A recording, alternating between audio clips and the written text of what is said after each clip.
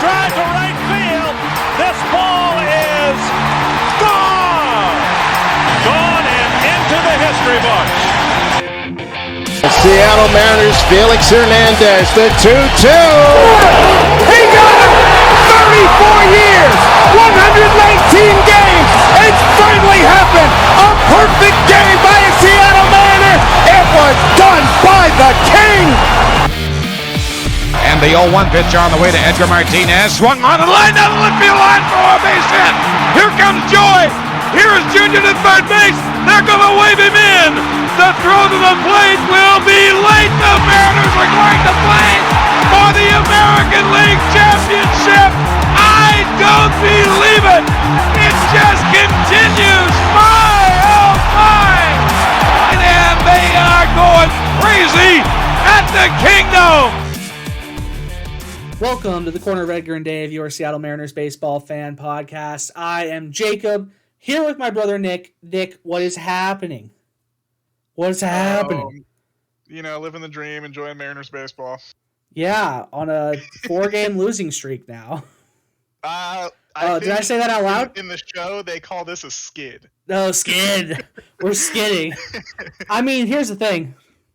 We look like a skid. We look like a skid. An underwear skid is what we look like right now.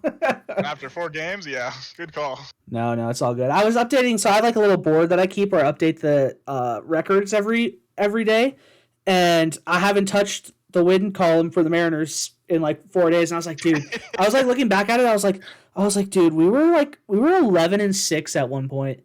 Again. In the show, they call this a skid.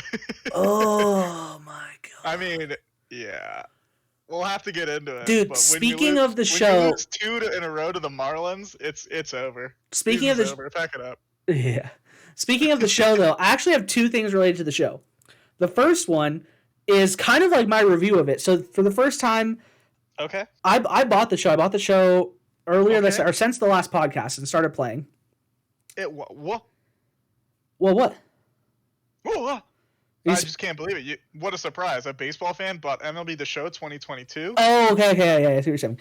Anyways, here's the thing that might sound insane to you. I bought it on the Nintendo Switch. Oh, what? You bought the most inferior version? Oh, my God. Yeah, kinda. You know what? Here's my logic, because I was like, you know what? I'm going to buy it on the Switch. If I hate it, like, who cares? I'll just buy it on PlayStation. Yada yada, but I play the Switch the most. That's the console that I use the most. It's the only one we have hooked up right now to our big TV in the living room, and I've been playing a lot of Kirby. I've been getting in on that Kirby grind. Okay, that game looks really fun. It's so freaking fun, dude. It's insane. That's besides the point. I bought it on the Switch. Oh my god, dude, it's a freaking mess on the Switch. Okay. I will say this: there's highs and lows, and the thing is that the lows pretty much all relate to the Switch. The Switch is just like. Apparently, it just doesn't have the power to like really run the show. It looks like a handheld device. Yeah, it doesn't look good. It looks really bad. It can barely fill the stadium. Like I don't think you can actually fill the stadium. And like the wide shots they look really bad on the show. When it goes to like cutscenes, like the thing that makes it like really lag, and I don't know if it's supposed to. You can tell me this. So at the end of an inning. After you've scored and it like shows the player who had a big hit or like hit a home run or something like that, does that go really slow on your system? Yeah. Oh, okay. I don't think that's just the Switch. I think the game is just kind of bad. Okay, got it. So maybe it's not entirely the Switch's fault. No. That's unskippable too. So it goes like really slow and it's unskippable. You can't skip it until it actually goes into the replay. But otherwise, like the replays run fine for me. I generally don't have a problem with like the replays and all that kind of stuff. Couple things I love. I love when you're playing on an MLB TV broadcast. Yeah. And it shows it shows the winning percentage odds. Dude, love that. Freaking love that. Is that new this year? That is new. Dude, it's so freaking cool. It's so freaking cool. I love the second thing I love is at the beginning of the game. The percentage bar was way bigger though. I feel like it's a little bit too small. Yeah. It would be nicer too. And I would love if they'd show. Like, I think that they should show you like a graph. I tried to find a graph. I could not find a graph anywhere. Like they do on like Baseball Reference and stuff. Yes, Baseball Savant. Baseball Savant, yeah. Yeah, Dude, I love want that. That's so I cool. want to see a graph. So I think you should be able to get the graph. I couldn't find anywhere there's a graph. Maybe there's somewhere where they have a graph, but I could not find it. I love the like personalized. So like when at the beginning of the game and sometimes they'll like cut to it and it shows the big logo with like something around it. Whereas like the Mariners, it has little sailboats. The boat. Yeah, it has little sailboats. Yes. The Tigers, I've only seen the Tigers has lions. I was just playing against the Twins. I don't know what the Twins have. I actually really like the Astros. So it's like baseball's. Oh, the Astros. like- I haven't played the Astros yet. It's like two baseballs like spinning around their logo like it's a planet. So it'd be like the moon. The baseballs are the moons. Yeah, That's cool. So I think those are really cool. Those are fun. And Yep. I don't know why I love this. I love the fan cam that you can like in between innings. It'll give you like the fan cam and you can like move the camera around to like look at the fans. Yes. Dude, I freaking love that. Like there's times I like that too. I do wish. One, I wish the environment was a little more dynamic, and two, Yeah. I wish it would change camera angles more often. It always just gives you one shot. Oh, of really? your It gives stadium. me like a lot of different ones. Oh, it's never done that for me. Oh, really? It'll give me like one time it'll give me the outfield camera angle, then it'll give me like first base, then it'll give me like You know what I've always really disliked first base or about whatever. MLB The Show? Like, What's that? The stadium is missing a lot of really specific things to Safeco. Oh yeah. Yeah, Lakers like Cantina just every isn't safe. there. Well, is this a thing that's on yours? So this is happening on mine, and I think it could potentially be the limitations of the Switch. The cantina, the pen, all that stuff is always empty. Oh, yeah, I don't know. I've never really paid too much Okay, attention to check it out. But See if they there's just, like, people in the I just pen, think 'cause, like, so those those areas in are the game, always but They empty. look too generic to actually be like Edgar's Cantina and the pen and everything, right? Yeah, they are more generic than like what because they don't have the same branding and logoing and all that. But like Yeah. they're always Okay, empty what anyways. They're just kills like me about random it is empty that- areas of the stadium. What kills me about it the most, to be honest with you, is the outside or out of left. So I feel like that skyline from inside the ballpark is very unique and really cool, and I Mhm. feel like it's not in the show. Like the real life version of that skyline from the ballpark, looking out into the left, right from home plate, looks really cool, right? I haven't noticed. But I just think it looks really bland, and it really takes me out of the immersion as someone who's like been to the stadium a bunch, right? Huh. I haven't noticed. Yeah, but that's pretty kind of a much superficial. that's pretty much thing. all my thoughts. Except for I feel like last season they had fixed the problem where it's like so easy to ground into double plays, and now I just can't stop grounding into double plays. Doesn't matter if I aim me high, too. if I Yeah. aim low. Like I thought they fixed that last year, and now this year again, it's like I literally have like 6 double plays grounded into in a game, and it's just like, dude, I'm aiming low. How am I should be actually feel popping the like- ball up? They so speed pitches with are fastballs with movement are like giga strong in 2022, and so specifically like Yeah. the cutter, the sinker, and the running fastball are all like there's so much movement on it, and they come in so fast. And the it's just- 2-seam, dude. I had a really 2-seam against me that was like, what? Yeah. Okay. One of my headset's like. The second Okay. thing, so the second thing that for me is related to MLB The Show is that we'll get into our thing, we always do. Best thing that we saw and worst thing that we saw this week. And my best thing was going to be Eugenio Suarez's triple because that was wild. Like the triple he had against, was it Miami yesterday? Or was it the last game against Tampa? Oh. It was a triple he had So- where he just took like the craziest bounce in the world over the right fielder's head. Oh And yeah. then it rolled all over the wall. And like Suarez gets to third base and he does little things like a running motion with his fingers and then flexes his muscle. I was just like, dude, I love you. I was like, there's no universe he didn't know that was like the most undeserved triple of all time. And it was just like off a Yeah. crazy lucky bounce. But like, I'm totally fine with it. That's not unlucky. That's just the trop, dude. That is just the. That was trop. okay. That was against the Rays, right? Yeah. Yeah, dude. What is up with their 100%. outfield? I couldn't remember if it was the Rays or the That was awful. Marlins. That was one of the most unique baseball moments I've ever seen, and it makes me so happy the Kingdom is dead. That was so wild, though. Like the announcers barely even said anything. They were just were just like, "Oh, favorable bounce." I was like, "Are you kidding? It literally bounced like it landed on a trampoline." It was like the ball landed on a trampoline and bounced over the right fielder's head. The lack of the shock absorption from the turf on that one specific play was unbelievable. Okay, and it makes me so question how the Trop has turf. So that what are they doing? Put grass in. Holy shit. So that was the best thing I saw until today. Today, your boy, and you messaged me it's been about 30, 40 minutes ago now because we had to get our stuff together, get ready for the pod. But you were like, I'm ready to pod. And I was like, I'm in the middle of the game. I'm in the 7th inning. Okay. At that time, I was in the middle and I wasn't even saying it. This is how I never thought of myself as superstitious. I wasn't saying it at the time. I was like, I'm having a interesting game to Gabby, and Gabby's like, because Gabby kept looking at me like, what's wrong with you? What's wrong with you? Because as the game was going on, I was getting further and further into a perfect game.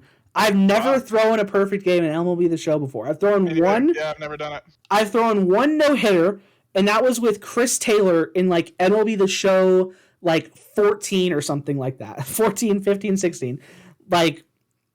Years ago. Chris Taylor, the outfielder? No, am I thinking of a different wrong Chris Taylor? Chris Taylor, the pitcher, really tall pitcher that used to pitch. I think he pitched with the Phillies before us, or. Oh, I don't recall him. I don't recall him at all. Let me see, Chris Taylor. Dude, if you ask me one more time, who's our starting rotation in 2014, my brain would go. No, Felix, Chris Taylor. Probably Kuma and probably Pax. I swear to God, his last. I could have swore his name was Chris Taylor. What was his?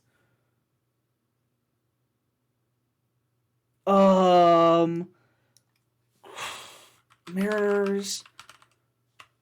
Okay, we're gonna have to go to Baseball Reference. I mean, this is just gonna absolutely derail. But how do I not know who this person is? Okay, Baseball Reference. I gotta go back to at least the 2014 Mariners pitching roster: Blake Bevins, Joe Beimel. Oh, that might be too far back. Nope, 2016's not right. Taijuan Walker? No. Oh, yeah. Taijuan Walker, huh? Was this 2000? I could have swore it was it might be all the way back to 2012 maybe? Okay, I'm back in 2013 now. Dude, this 2014 lineup is wild. Willie Bloomquist, Robinson Cano, Brad Miller, Jesus Montero, Kendry Morales, Logan Morrison, Kyle Seager. Okay, in the back three are Kyle Seager, Justin Smoke, and Chris Taylor. Wait, was it? Oh, man. There's no way it was. No, it wasn't Kevin Millwood. Yeah, there is a Chris Taylor on this roster, but he ain't no pitcher. I could have swore his last name was Taylor. Did I really forget who I did this with? I can't go back further than 2010 because I was definitely in college. Pretty foolish. I'm going to find him. I could have swore to God his last name was Taylor. His first name was Chris, I think. This is embarrassing. Chris Young! Chris Young! That's what it was, Chris Young. That sounds right. Super tall, thin, lanky guy. Didn't throw very hard. I threw a perfect game with him against the A's in... Chris Young, the American pop singer? No, the baseball player. I threw a perfect game with him in... I already closed it. 2014, 2015, something like that. And was he traded to the Mariners in 14? Because I don't... He pitched with us the whole year. He was a slow-throwing righty. He pitched with us the entire year. Don't believe you. That's fine. Arizona, 7 in Arizona, 2 in New York, 2 in Boston, 1 on the Mets, 1 on LA, and 1 on Oakland. Yeah, bro, you're straight up dropping lies. You're not looking at the right guy then. He's a pitcher. That's who I'm... Oh, this is a hitter. That's embarrassing. Well, let me see. Yeah, 2014 Seattle Mariners. I'm gonna send you the Wikipedia. In I found him. Oh, you found him? Rangers, Okay. San Diego, Mets, Seattle Mariners, 2014. Yeah. Okay. Yes. So I threw a no hitter with him in 2014. I threw a perfect game today. I'm not gonna lie to you, Nick. In the 8th inning and 9th inning, I was like having a heart attack. Basically, I don't know why. You're drenched in sweat. I don't. Yeah, I was sweaty. I honestly like. I don't even know why I cared this much, but I was like so close. I've never been this close before, and it was freaking insane. So I got a perfect game. I got the perfect game. You'll never guess what pitcher I did it with. What Mariners pitcher I did it with. Who? Chris Flexen. Nope. That's your only guess? You don't have better guess than that? I mean, it's too easy to say Robbie Ray, so it's No, it wasn't Robbie Ray. Nope, wasn't Marco. It wasn't. I mean, it's not Logan. Nope, wasn't Logan. Who's the 5th starter on the team? I don't even remember. Nick motherfucking Margavicius. Really? Nick Margavicius. I threw a perfect game with Nick Margavicius, and it was so freaking sick. It was so sick. I was hyped up. It was against the Twins, and I didn't think much about it. And it's funny. The funny thing is I had played the game in 3 parts. I played the first 3 innings, and then I streamed today. Played some Isaac for like 4 hours. Yep. Then I pitched the next 3 innings. I played the next 3 innings. Then Gabby wanted to go to the store, so we went to the store, got some stuff for dinner tonight, and then I came home and pitched the last 3 innings. And dude, those last 3 innings, I was like, dude. And when I was at the store, we went to Barnes & Noble, we went to the grocery store. I was like thinking about it at the store. I was like 3 more innings. Like I was like, man, when was the last time I've had a perfect game this far? Because I think I've taken a perfect game into like the 7th inning, like once or twice before. But I never, when I got to the 8th inning and the 9th inning, I've never took a perfect game to the 9th inning before. And I was like, dude. And freaking Margavicius was on red bar and stamina. And I was like, dude, you got to hold on. You got to hold on. Which, that's another thing. How is it that not a single pitcher can make it to 100 pitches in MLB The Show? Like I think it's just modern baseball, and they just don't want it to happen because it doesn't really happen in real life at the moment. I guess, but like they'll get into like the 6th inning at like 75 pitches, and they'll be like, oh, your pitcher's getting tired. Your pitcher's getting tired. And it's like, I don't care about pitcher's getting tired. He's throwing a freaking perfect game right now. So yeah, well, I mean, to be fair, no one has thrown a perfect game in like since 2014. Yeah, 2014. So like, yeah, Felix still has the last perfect game. Yeah, and it might not happen for a while. Actually, that's not true. Fucking, I'm predicting it. Okay, you ready for this? Well, Clayton Kershaw just had a perfect game through 7 innings already this year. 8 ball.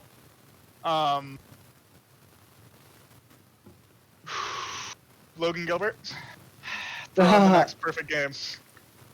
He's going to have to be a little bit more efficient than he was in his last outing. Yeah. 100 and some pitches through like 5 2/3.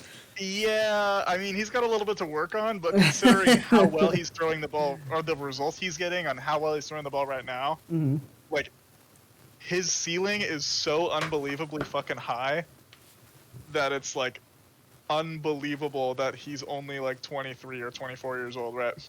Mm-hmm. Anything, the worst thing I saw, dude, Marco, man. Marco, in the first inning, getting just pegged, and it's like, dude, like, nothing you can do about it.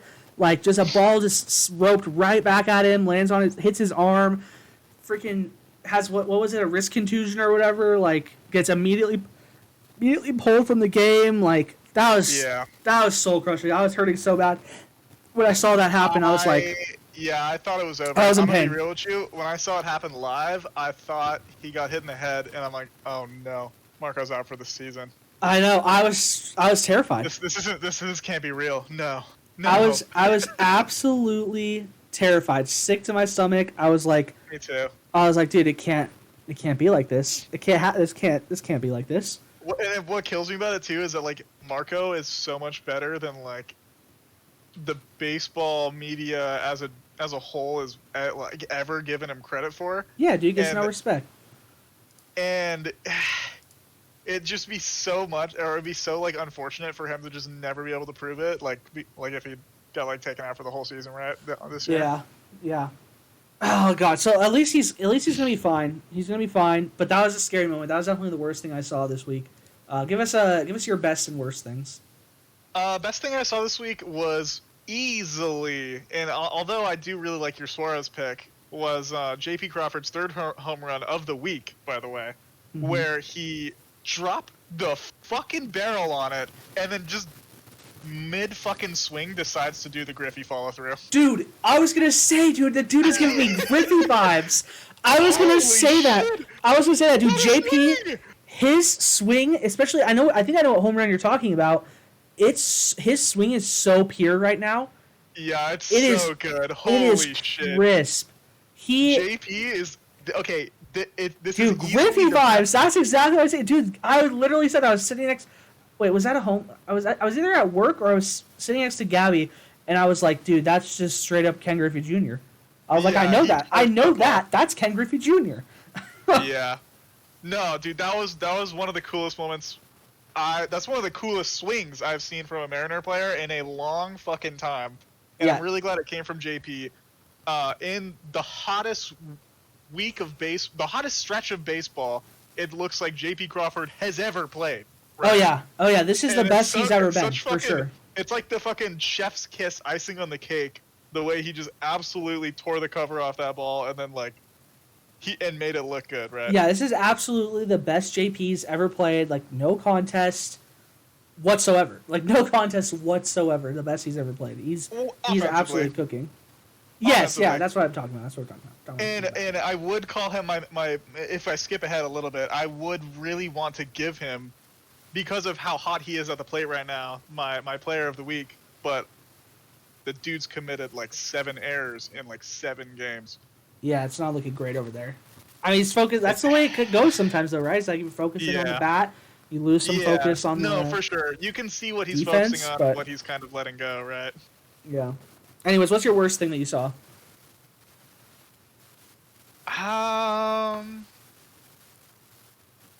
Well, I mean, you kind of chose the worst. Okay, no, that's not even.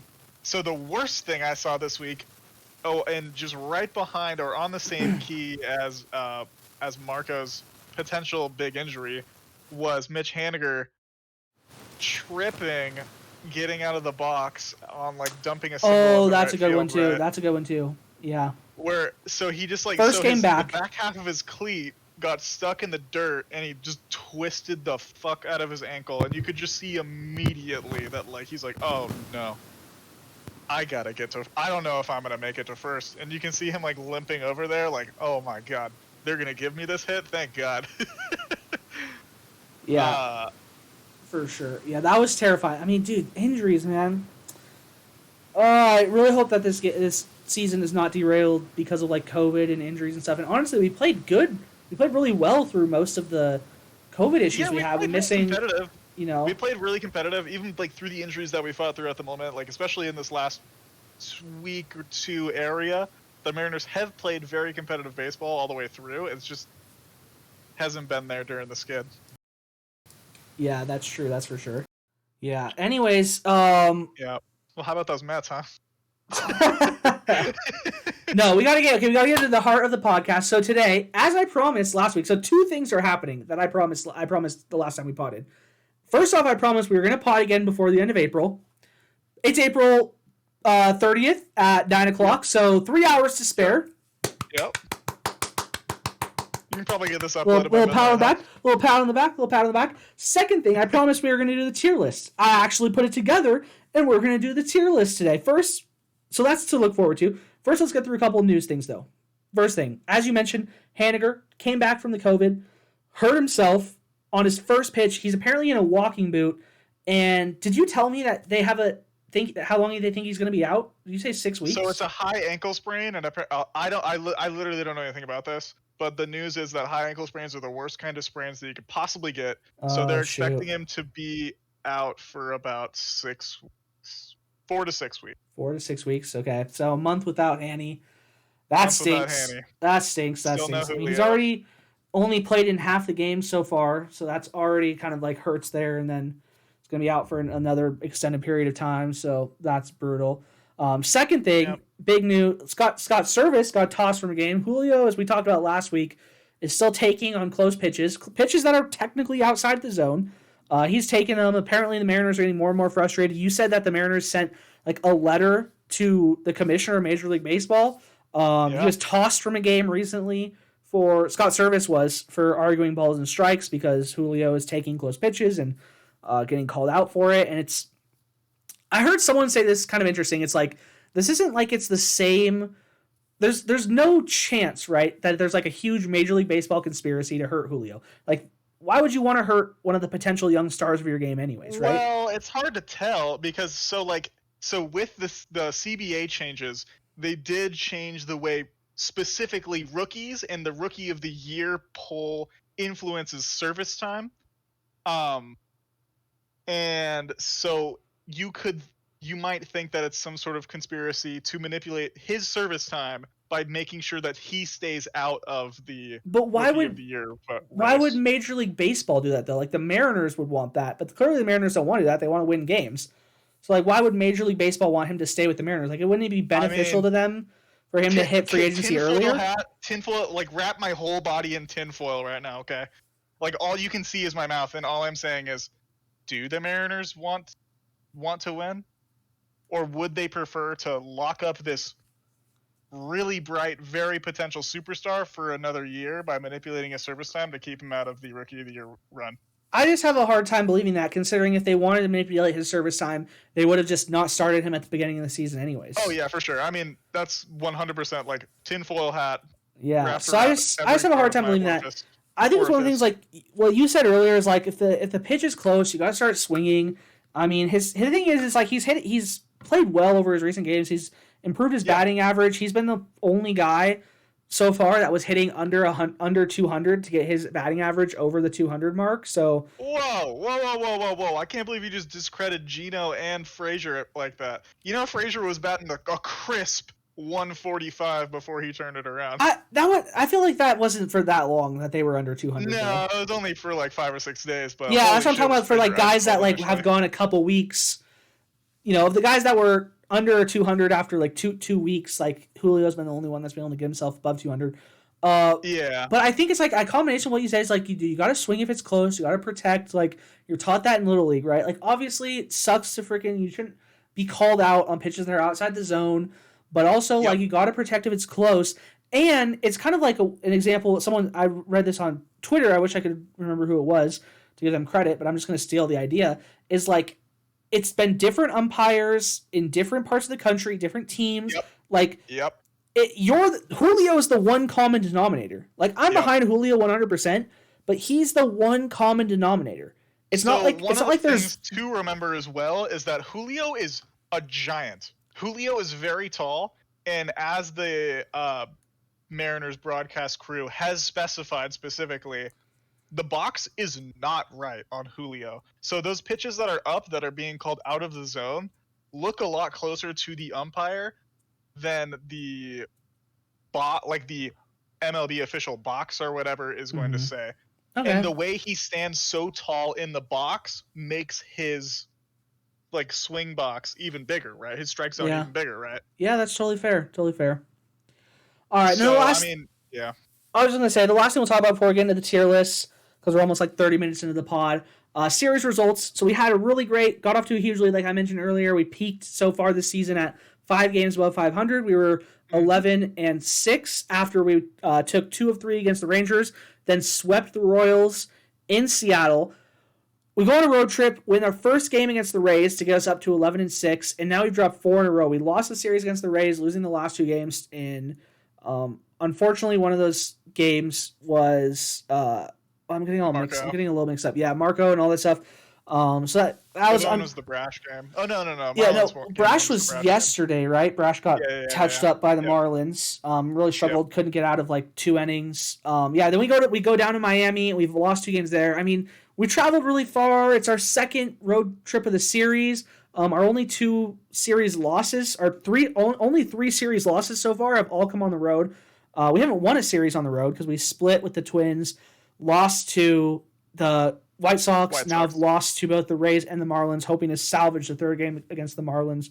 tomorrow afternoon. So End the skid, guys. Come maybe on. maybe we're gonna have a problem this year playing on the road, like especially traveling really far all the way to Florida and Miami. Like it's long travel in an early season. Like the lineup looks really inconsistent. Realistically, the magic number for the Mariners is 5.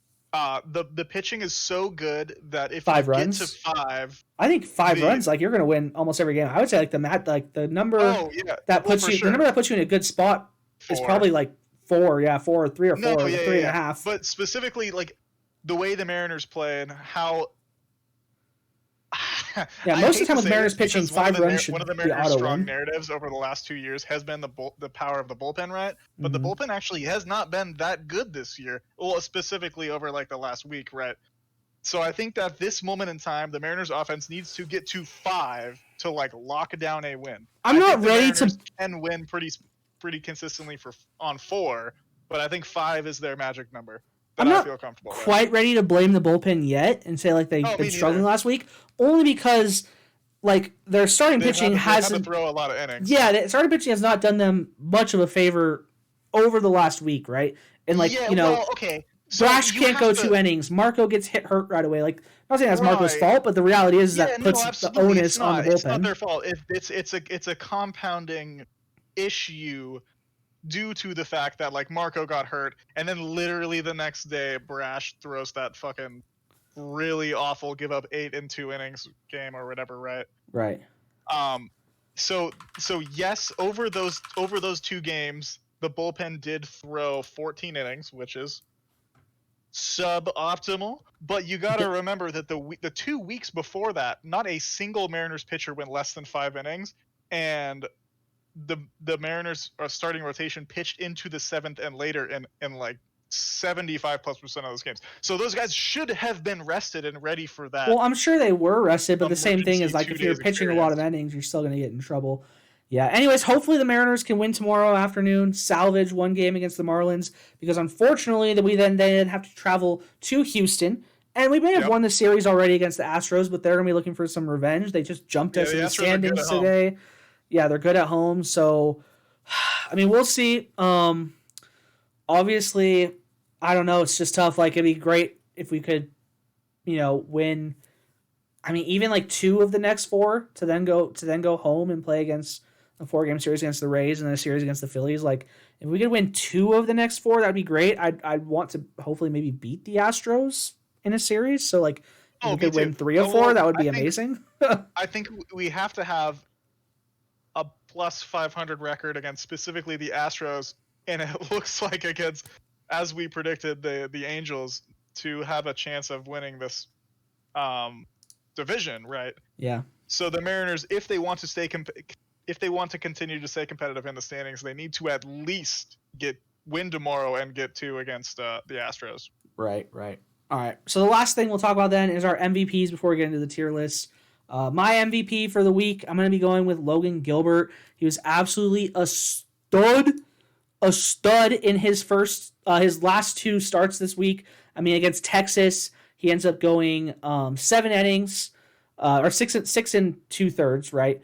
Of no-run baseball. I don't even think he even gave up 6 hits, and then against Tampa Bay, even better, against a better lineup, he gives up only 2 hits over 5 and 2/3. Couldn't go much further because he pitched 104 pitches through 5 and 2/3, but he's still perfect on the season. He's 3-0 with 1 no decision in his 4 games. And the reality is like 1 run. If he's not the AL pitcher of the month for April, I don't know. I legitimately don't know. Like the dude this is the best month he's ever pitched in his life.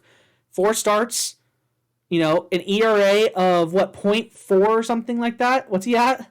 Like, I think it's 0.45, or it might be 0.5. No, 0.40. It's really 0.40. An ERA of 0.40. Hasn't given up a run. Wow. Hasn't given up a run in his last 17 1/3 innings, or it might even be more. But that's just like he's gone 3 straight games without giving up a single run. Like, the dude's an absolute stud. Like, I honestly, he's rocketed off at the beginning of this year to something I just did not even expect at all.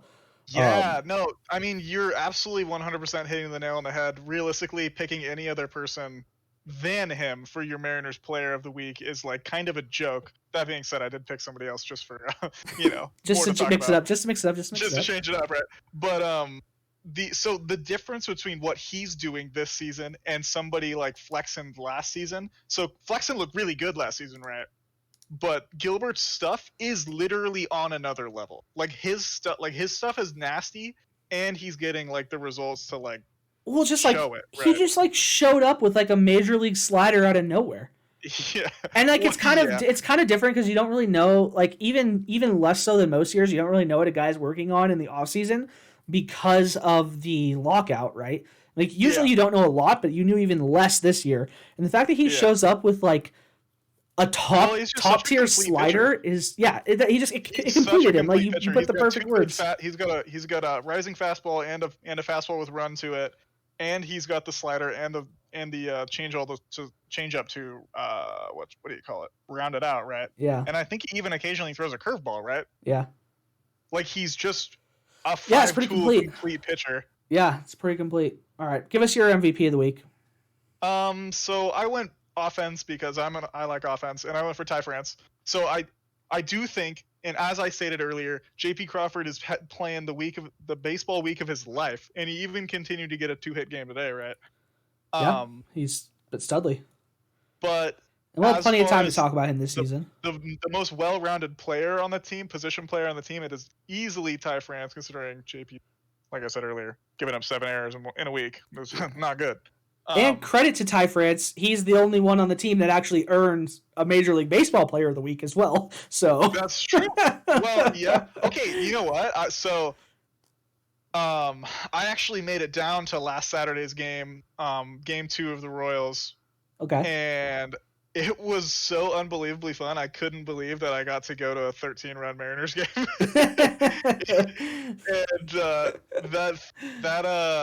That You're like, Julio never in my chant was life. fucking amazing. That Julio chant was absolutely amazing. Dude. Honestly, credit to the Mariners fans in Seattle. They've been a good crowd. They've been a good crowd, and they've been good. It was a really good homestand from the crowd. I know there was a couple games, like I think it was like the day Wednesday games or something like that, where like the crowd was pretty like thin. But like, dude, I mean, it's like a day game. Yeah, it's like a day game in the middle of April. Like, I'm not expecting anyone to pack the stadium. Like, that's what a day game is. But back to Ty France. Ty France's 8th inning. What was it, a grand slam or was it just a 3-run shot? I don't remember at this point. But was just unbelievable. That was like one of the coolest moments I've ever experienced. Dude, he cranked it too. He pulled it. So that's another thing. Like Ty France, you don't see him usually, pull the ball very much. He likes to go opposite field. Like opposite field gaps and stuff like that, but he was all over that one. He smothered it. Yeah, he, as they say, hit the shit out of that baseball. Yeah, yeah, pretty much. That's a good way to describe it. I think that's a very, very deserving player, and like JP, as you mentioned, I think a good honorable mention. Maybe some disrespect by us, but I think when we get to our tier, the tier list, it'll be very clear that there's no disrespect for Mr. JP. No disrespect at all. He just needs to be a more quote unquote complete player. Yeah, we'll have plenty of time to talk to him, but I'm assuming he's both going to be really high on our tier list, which is the perfect segue into our tier list. That's some professional shit right there. I've moved it to our tier list. We are now looking at. I transitioned the slides. You can't see it, but everyone else can. The people that are watching on YouTube, at least. And we're gonna reveal. We each did our own separate tier lists. I honestly probably should have put our names on which side we're on, and we can actually do that as we go. I'll work on that right now. Well, it'll be obvious as we're talking about it, and as we're like comparing each other's tier lists to each other, right? Yeah. I'm just going to put our names. I'm gonna put our names on it anyways. I shared my tier list with you, but you didn't share yours with mine. You need to screenshot yours and put it in chat so I can look at it. Yeah. One second. Can't have a one-sided conversation. What are you doing to me? I mean, it's possible. For failure? It's possible. It's not impossible. Good golly, Miss Molly. This is just silliness right now. How do you share on Discord? Just drag and drop. I know. Pick the file up and I just drop have to find my file. Oh no. Okay, send that shit. Oh man. Okay, here we go. All right. Wow. Okay. So our D tier is the first one that's been revealed. Interesting. Okay, so this is the first time I'm like really looking at yours. I looked at your S tier, but I hadn't really looked at anything else. So me to start with. Okay.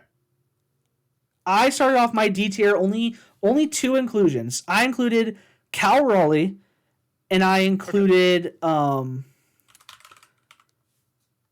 Ramirez. Johan Ramirez. Jose Ramirez. If only. What did you say? Oh.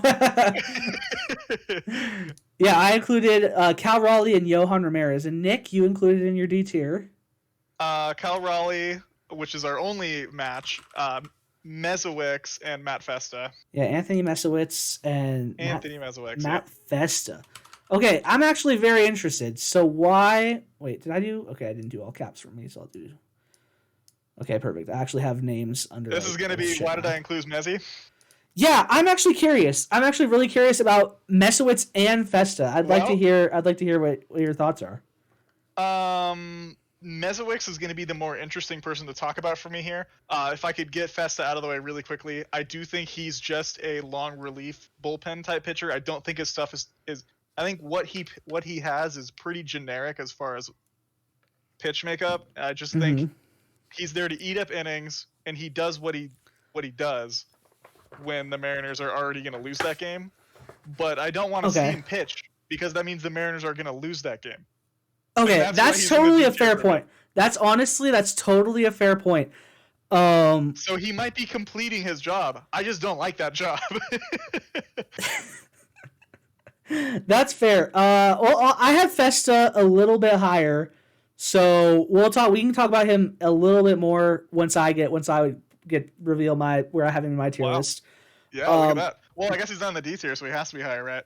Okay, yeah. So Mezowicz is a much more interesting conversation, I think. Yeah, I agree. So we don't have a lot of lefties in the bullpen. That's true. Very few lefties in the bullpen. He's the only one. As far is supposed to be pretty good as far as lefties go, right? Yeah, he's solid.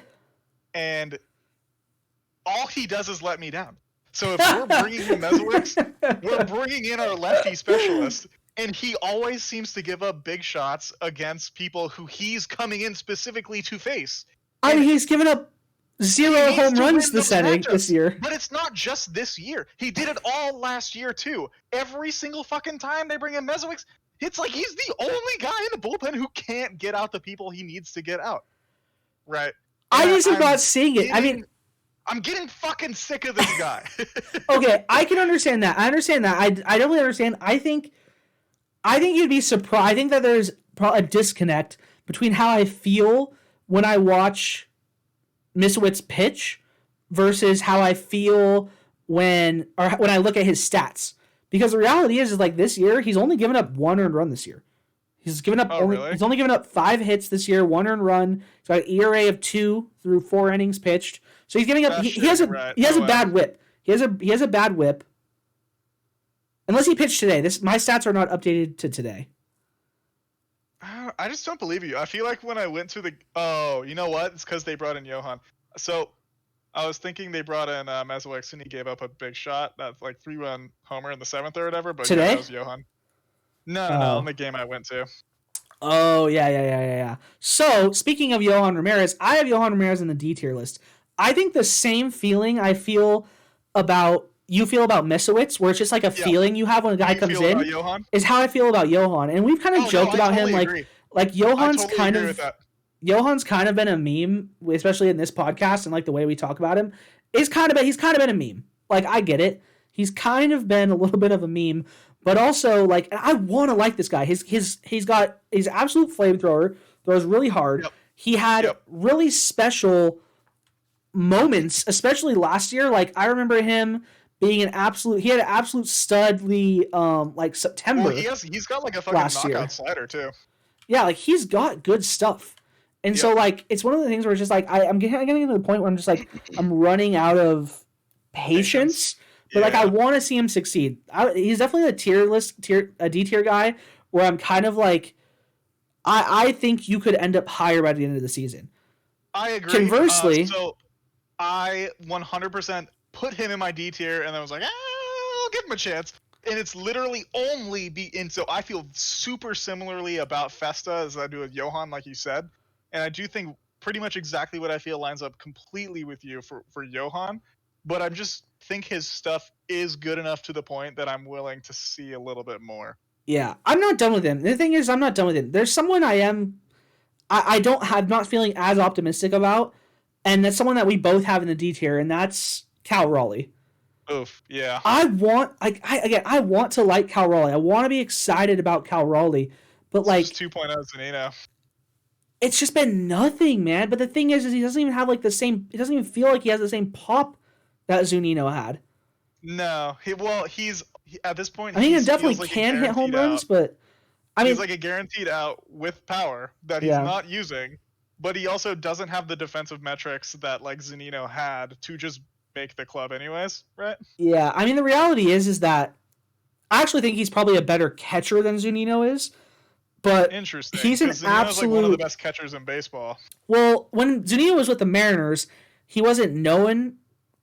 He wasn't quite at that level when he was with Mariners. Now he is known as being like entirely well-rounded, one of the best overall catchers because he can hit and he's a really good catcher behind the plate. He was when he was with the Mariners, if you remember, he was known for being a good framer, but not a particularly good at anything else when it comes to catching. Well, so I think that's just the way the game changes because like pitch framing is like the most important thing a catcher can do right now. Like literally, if you watch them like drop their knees and try to block anything, they just don't care about that. It's all about trying to make balls or turning balls into a strike. Well, that's the thing is like when he was with the Mariners, he had a lot of those problems of like pass balls and how he adjusted to pitches that were bad and stuff like that. And so I think that's where I feel confident about Cal Raleigh when it comes to that. I don't think Cal Raleigh is a bad catcher. Whereas, like, conversely, I think, someone we haven't we'll talk about later, Luis Torrens. I think Luis Torrens is just a bad catcher. I think Luis Torrens is just not good at the job of catching a baseball that is pitched by a pitcher. But really, he's good at hitting. Better at hitting, at least. So the worst thing you can say about a catcher, and I'm not a catching expert, is that you can tell when Luis Torrens is behind the plate. It's like watching the Brewers, and you know Narvaez is behind the plate.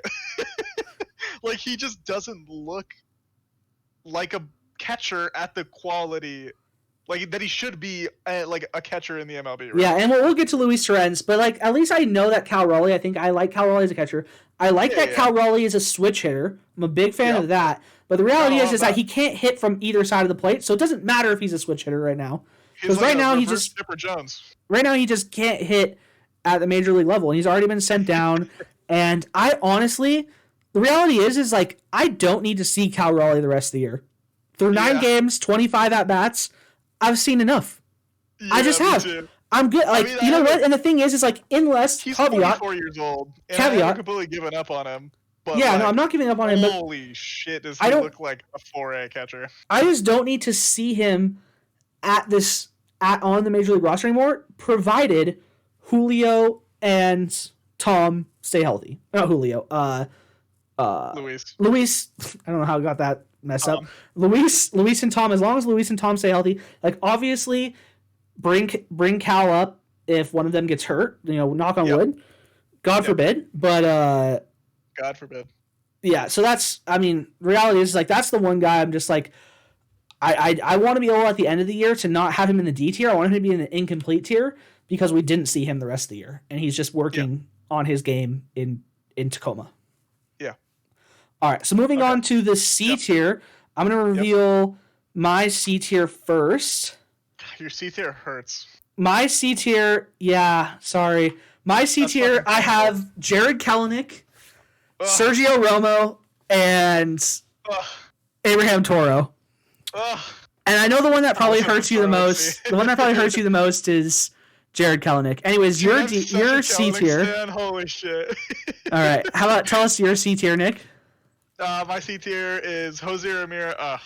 Fucking, I did it too. Johan Ramirez, Justice Sheffield, Eric Swanson, Abraham Toro, and Luis Torrens. Yes. So who do we have similar? We both have Toro. We both have Toro in the C tier. So I think it's worthwhile. First? Yeah, I think it's worthwhile to talk about that first. Well, Toro had one hell of a spring. He had a great spring. And we're 20 games into the regular season, and they still keep talking about spring because he hasn't done anything else.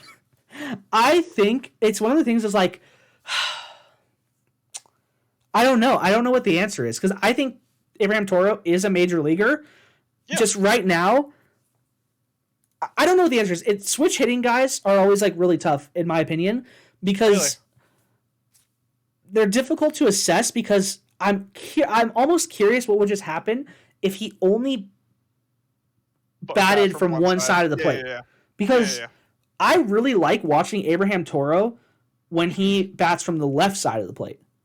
Because he's just all about big bombs. Like that's his power side, right? His left side of the plate is his power side. Maybe it's his more natural side, like that because it's his power side. It makes me think that's his more natural side, like he's a natural lefty. Then why even swing the other way, right? Yeah, so it kind of makes me wonder is like if you're not at least league average from both sides, like why are you switch hitting? Why are you switch hitting? Yes, why are you switch hitting? Well, and so it's hard to tell because maybe that lefty matchup is just so hard for him that it's worse than switch hitting, right? Yeah, which brings me back to like MLB The Show. Like, dude, why is freaking hitting on the same side as the pitcher like so impossible? It's like it feels so bad. I literally just want to make all of my batters switch hitters. Oh yeah, me too. Well, okay. I think it's all about that fucking. I think they buff the shit out of fastballs with movement, and specifically like the cutter and the two seamer in on the hands for like it looks like a real life pitch now. In that ball, you think it's going to be in the zone, and it's always closer to you than you think, and you always need to swing earlier than you do. Okay, so here's the thing. I pulled up. I want to pull up his splits from last year too. I pulled up Abraham Toro's splits from this year, and actually, technically so far, he's had more games against right-handed pitchers, more at bats by about 3 times as much, but he's actually batting better against righties. He's batting. He's slashing 178, 229, 378 with 2 home runs against right-handed pitchers. Oh, that's his lefty side. Okay, yeah, that is his lefty side, so that's his better side. And against left-handed pitchers, when he's batting righty, which is obviously less frequent, he's only had 15 at-bats, he's slashing 133, 235, 200, so his slugging is bleh. And he only actually has 2 hits against left-handed pitchers. So yeah, he's really struggling from the right-handed side. And maybe left-handed pitchers would like tear him up more. But like, to me, I got all mixed up because yeah, it's against right-handed pitchers. So against right-handed pitchers is when he's batting lefty. Yeah, I mean he's just so much better. It's not like he's like 300 versus 150 or whatever. It's only 40 points better from his left-hand side, but like. That's his power side. That's his power side. He hits a higher average. Realistically, that lefty-lefty matchup is the hardest matchup in baseball, and I understand. I want to look. Let me see what his splits are last year. Right. Yeah, so his splits last year. Okay, he actually had a higher batting average from the right-handed side last year. He batted 250 against batting right-handed, 220, 234 batting left-handed. But he had 11 home runs batting left-handed, 0 home runs batting right-handed. It's like, to me, I see Abraham Toro as like a feast or famine guy, and I'd rather him just hit left-handed, go for home runs, like, and just be, like, it's okay to have a couple guys that are just only trying to hit bombs, and I'm fine if Abraham Toro is one of them, because I really love his power side. I'm going to go an opposite direction with you, and I kind of see Abraham Toro as like a 7-8-9 back of the order guy. Which is fine. No, that is fine. I mean, you need 3 guys in the back 3 of your order. Yeah, and I'm fine for him just looking for home runs, just hunting home runs back there. Well, I think those back 3 guys should be kind of your less good but also complete player guys. Kind of like your... Oh, God, I'm really blanking on his name. Demo, at this point, Kalanick, Toro. That seems like a pretty good back 9. Yeah. And I think I think Toro is doing about what I would expect from him, or somebody out of like the 7, 8, 9 hole, right? Yeah. And I don't. Obviously, I want his average to be up a little bit more. I want his on-base percentage to be up a little bit more. But I don't think he's the worst player in the lineup. That's not true. Toro? No, it's not true because Raleigh's in this lineup. Yeah. Yeah, and the thing is like, to me, I imagine Abraham Toro can get things back and get himself back up there. I mean, it might be okay. No, he's that's where I finding need to go consistent with it. playing time. Here's the thing: he's finding consistent playing time. I think so I he's feel like about lowballing, him. or I think he's just like playing on the low end of his spectrum. I Yeah. think he will get better. Okay. Yeah, I agree. Next, so we'll just do mine first. Sergio Romo. I'll let you talk about him more. For me, like, I didn't really have high expectations of Sergio Romo coming in, so I was just kind of I like, just like his personality, to be honest. yeah, I He's a good 100%, guy. dude, I 100% agree. I like his personality, but I don't have high expectations. He's only been able to get into 2 games for us, anyways. He was solid through injured. those. Yeah, he got injured. He was solid through those 2 games. Like, I don't think he's bad. I'm not like over the moon. Like, I will be interested. Here's one thing. I will be very interested when he comes back from being injured to see how the rest of it goes, right? Because I think he's a guy who's had a really good history. I mean, he's a freaking World Series champion. Mm-hmm. Um, He's like a 4-time World Series champion. Yeah. He's made it all over. I mean, he knows what he's doing, and I think it's good to have guys like that in your bullpen. But like, I just wasn't super excited about this Romo signing. I didn't really have high expectations, and he's kind of just like been Same. right there. Like, who knows? Maybe he's still gonna not give up a single run, and is gonna strike out, every other guy he faces, 50% of the guys he faces. Like, that would be amazing, but I just don't know if that's gonna happen. And then the one, I'll let you talk more about Jared Kelenic. For me, I'm so disappointed, man. Like, I don't want to be a negative Nancy. I really don't want to be a negative Nancy about Jared Kelenic, but like, having Julio on the team makes Kelenic look worse. It just does. Especially with watching them bat right next to each other. When I watch Julio Rodriguez, like, the results are not there yet, but I see a guy who's thinking, who knows, who's anticipating, who's projecting, who is very mentally in the game. And I watch Jared Kelenic, and I look at a guy that's just guessing, dude. Like, just absolutely guessing. And like, he's kind of got hosed too, but like, I just like. And I like Kelenic's attitude. I like the fact that he wants to be a Mariner. I like the fact that he wants to be a winner. And I think it will come around for him. But like, I think he's just having a super rocky. He's continuing his issues from last year. I think about Kelenic. I don't see any growth from last year. That's the problem. Is that especially he came up at the beginning of the year, really struggled, was sent down, brought back up, and the last month of the season he had a really interesting last month of the season, right? Jared Kelenic did with the Mariners. Of course. Really clutch hitting, really interesting last half of the season. And I wanted to see him. Power. Yeah, I wanted to see him continue that on, and I'm just not seeing it. I don't get I'm having the problem where I'm just, and maybe it's because Julio is stealing all of my attention, but I'm just not excited when Jared comes up, and I'm just like feel like I just feel like he doesn't. Direction for you, and I do think. And this isn't just me playing devil's advocate. I do genuinely believe what I'm about to tell you. I do think he's 22 years old, and he has plenty of time to figure it out. For sure. Playing at the level that he's at the age he's at, is like really good. No, I'm not worried about him at all. Doing anything. Honestly. I think the long-term benefits of this player and the long-term growth and like numbers he could put up are still potentially really high for him. So I do think in the long run he has a lot of upside. I do think at the moment he needs to go to AAA. I think that there's should have been my C tier, but I do actually. You can see what he's doing when he's at the plate. He's not just up there. I gotta disagree with you. I don't think he's up there guessing. I think he's looking for a fastball. It doesn't look good. I don't know. I think he's looking for fastballs, and I think he's trying to unload too early, and he's not trying to be the complete hitter that he can be, right? Yeah, So I really don't know. I'm not. It's one of those things where I'm just like not.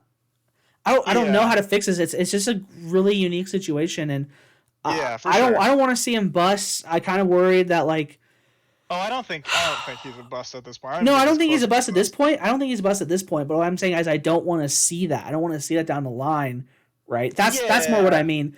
And it's like I don't know. Like I will say this: I think there's no chance. There's no chance. I'm saying this right now. There is no chance that Jared Kelenic is in my C tier or lower at the end of the season. Like I actually believe. God. I actually believe. Really hope you're right. I actually believe that he is gonna. Something's gonna happen. Something's gonna flip or switch or whatever during these 162 games. These remaining 142 games, 141 games now. I think there's eventually a switch is gonna flip, and he's gonna turn it on. And he's gonna turn into like a 260 guy this year, with like 15 home runs. I just don't think he knows what his role on the team is. I think that's confusing too, because I think he just needs more guidance from some coaches or Scott, like mentors or something like that. Yeah, exactly. Or the players to just be like, "Hey, dude, you're hitting in the 7 hole, or you're hitting in the 8 hole, dude. Just get on base." Just like trust the process, let it work. I think you're right. Guy, just try to get on base, steal some bases, move around, play, and play the field, and like. Just let us hit you in. You don't need to hit yourself in. Yeah. This is a good lineup. I actually totally agree with that. I actually think that there could be, and the thing was with Jared Kelenic, you said he's hunting fastballs. But why would anyone throw you a fastball if you've shown that you can't? If you've shown that you can't hit the soft stuff. That's actually what I wanted to get into, and kind of like didn't get there. But like. You can't get a fastball at the major league level unless you can prove that you can hit a breaking ball. Yeah, so I think why would they ever throw you a fastball when you've shown you can't hit a curveball or a changeup at that level? Yeah, for me, I would say number one goal: learn to just punch breaking balls for singles, and then you're gonna start getting fastballs. Like once pitchers learn, once pitchers realize it's like, oh, I can't just like throw the cheese in there. Like, I can't just throw the weak. I can't just throw the weak stuff in there. That is exactly why Kaley succeeded, because he proved to everybody that he can hit a breaking ball. So you have to throw a fastball if you're behind or want to get ahead. Yeah. And he's going to unload on that fucking fastball like he always has done. Yeah, for sure. And Kelenic and Julio have not proven that they can hit off-speed pitches at the major league level yet. Yeah. And so they haven't succeeded yet, right? Yeah. All right, so tell me about the rest of your C tier. Sheffield... I don't believe in him anymore. I feel like he's done with him. He's gone to the bullpen, and I don't really think I liked what I've seen from him. He looks really inconsistent. He looks like a. I hate making this comp, but he looks really similar to Justin Dunn, with slightly better but less control, which is insane because Justin Dunn had literally zero control of what he was throwing. Mm-hmm. Right? Swanson is Swanson, and he just never makes me happy. and LT, I actually feel like he might deserve to be higher after that bases clearing triple he hit the other day, but he can't catch. He's a catcher. He's just not a good catcher. I don't see what his role is long term, or even by the end of the year on this team, if he can't catch. I will say this. I think Luis Torrens, how old is he? They have him as 26. 26. Yeah. So he's got time. 100% he's got time.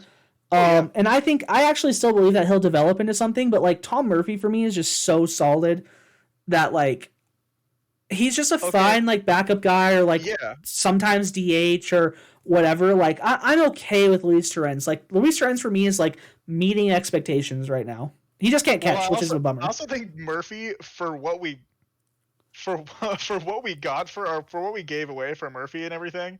Or how we acquired Murphy, I should say, and what he's done based off how we acquired him. Murphy is so good, and he does so much for this team. I mean, I love Tom Murphy. Raleigh, me too. I just as like an emotional leader, as a batter, like he's so much for the pro, man. He's a pro. He's so much more for the team than we thought he would, and like anyone gave him credit for. 100%, yeah, dude. He's a pro. I love him.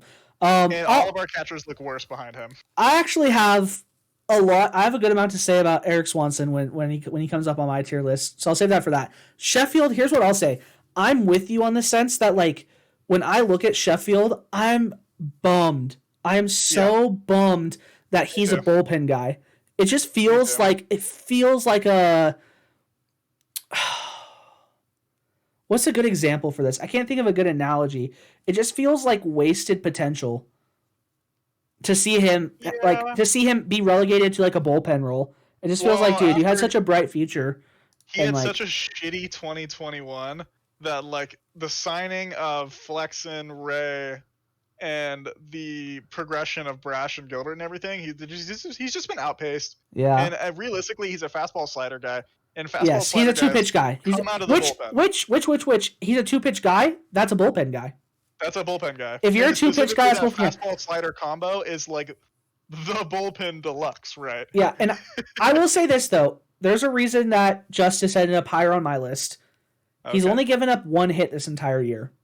Yeah, in almost 5 innings, in 4 appearances, he's given up 1 hit. Also dropping the 0.000 ERA. So Swanson is too, dude. We'll get to that. I love Eric Swanson. I have to look. I can't remember if I had him in B tier or A tier. Well, the white glove is banned. I love Eric Swanson. Okay, let's get into the B tiers now. I'll reveal my B tier first. So my B tier, I have Matt Brash. I have Diego Castillo, Matt Festa, Chris Flexen, Adam Frazier. Adam? Yeah, Adam Frazier. I don't know why I'm struggling, dude. It's like I've never seen these guys play before. Adam Frazier, Anthony Misowitz, Dylan Moore. You know what it is on my screen too? Is it's kind of like it's really small. I cannot read the words because I'm reading it off of the YouTube videos. It's literally half the roster. What are you doing? And my B tier. That's what makes sense. It's the middle of the pack. Anthony Munoz. No, yeah, Anthony Munoz, right? Yeah, Munoz. Julio Rodriguez, Justice Sheffield, Drew Steckenrider. Who is that? Gino Suarez, Luis Torrens, and Jesse Winker. Oof. And then your B tier, as I open this up, is going to be yeah. Give us your B tier. Gonna start with Jared Kelenic, Dylan Moore, Tom Murphy, Sergio Romo, Steckenrider, and Matt Brash. Okay, so let's see. One thing we can have similar is Matt Brash. So let's talk about we have Matt Brash similar. We have Dylan Moore. Similar and so we don't need to keep Drew Steckenrider. Okay, you feel good about Kelenic? Yeah, I feel like we pretty much hit Matt Brash. I mean, he's just raw, right? He's just raw. He's just raw. Like I like Matt Brash. 100% better, and he has more pitches or more potential like crazy wipeout pitches than the other like young guys that we're bringing up, other than Logan Gilbert, who we're gonna have to talk about another time. But Matt Brash. He's got a crazy fastball. He's got a crazy slider. He's got a crazy changeup, and he just looks unhittable if he can throw it around the box. There's just so much potential there, and like here's the thing I feel about Matt Brash. I don't think it's going to come together this year. Really? But I think over the next couple years, if not next year, then the year after, it's going to come together for him. I don't think it's going to be this year. I think he's going to struggle this year. I think it's going to be pretty consistent. There might be a time where he's like maybe taken out of the rotation and sent down. Or they might just like let him go the whole year and just be like, hey, dude, this is a learning time. Figure it out, yeah. Yeah, but I think he's super raw. We already said that. And I don't think it's going to come together this year, but I'm okay with that. I'm 100% okay with this being a development year and just be like, hey, you're getting the start 1 every 5 days, and we just want you to go out there and learn to pitch against the big boys. Well, so one of the really important things about Matt Brash in his development is that the other 4 guys in the starting rotation are unbelievably good and unbelievably consistent. So if he can like feed off them and like pick their brain and like get better by playing with them, that would be really, really important for him. Yeah. Yeah, that's what I think so too. I think being around guys like Marco, Robbie, and Chris Flexen, I think is going to be super important for Matt Brash. That's why I think it's good that he just stays at this level and maybe like struggles a little bit. Someone else that we also shared, Dylan Moore, 2 years ago in the shortened season, had a really great season. Dude, no. Okay, I feel like you're about to bash on my boy. I'm not about to bash on him. I'm not about to bash on him. So I'm the one he needs to talk about Demo. Get out of the way. No. Let me talk first. Let me say first. No, I'm not going to bash on him. I'm not going to bash on him. Fine, talk. You can talk. All right. Okay. Wait, did you give up? I get to talk? Yeah, I gave up. I yelled. Demo's like the best outfielder we have. Dude, the dude he has an OPS of 1150 right now. Obviously, he hasn't made it into every game, and he hasn't played too much. but holy shit, get Kelenic. I love Kelenic, and I do think he's one of the future outfielders of the team.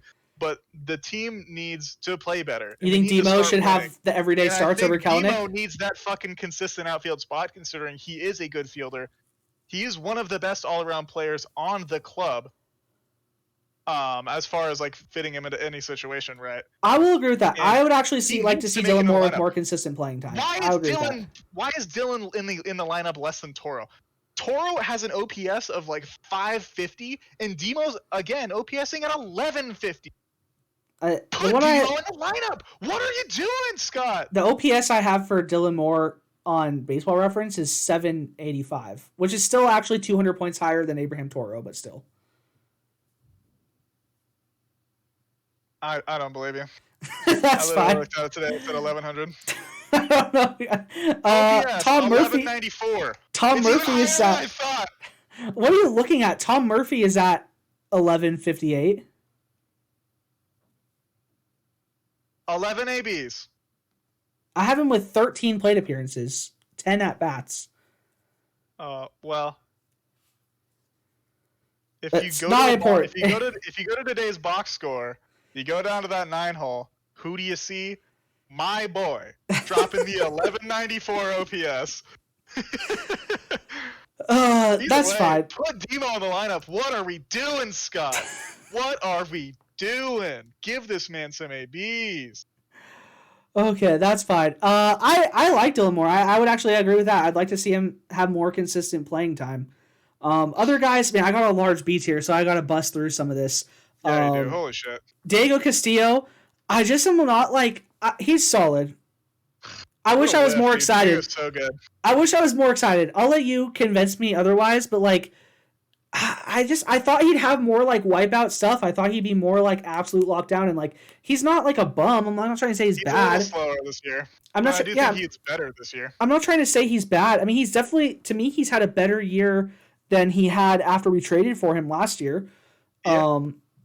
He's a guy that's finishing games for us, so I like that. He's finished more games than anyone else on the team for us so far. He's only got a 2 ERA, so I'm super happy with that. Like, maybe it's not justified. I'm just like, Diego's just not a guy that's just like jumping off the page for me. And I'm not like as excited when he comes into the game as I am when like a Paul Sewald comes in and I'm just like, I'm pumped. I'm like ready to go.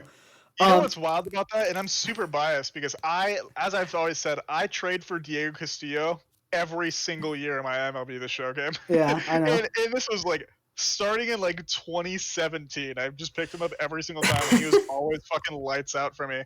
And so when the Mariners actually traded for him, I'm like, I should be the GM. Fuck Jedi. I knew all along. The next guy I have Matt Festa in the B tier, and I actually think it's so gross and disrespectful that you had him in the D tier. I wanted to kind of like save it. Matt Festa, that's my boy. That's my boy, Matt Festa. I'm calling you right now. That's my boy. Dude, you said that his stuff is average. He's got nasty stuff. You're so full of crap. He has 18 strikeouts this year. He has the most strikeouts out of the bullpen.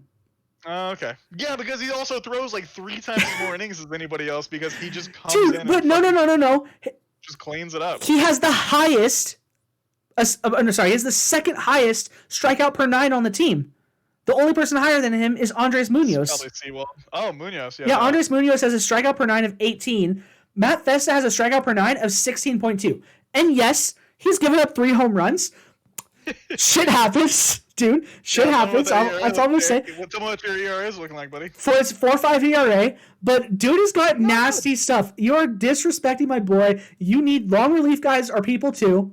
And Matt Festa can freaking pitch a baseball. So I want you to take his name out your effing mouth, as my boy Wilson. I was kidding.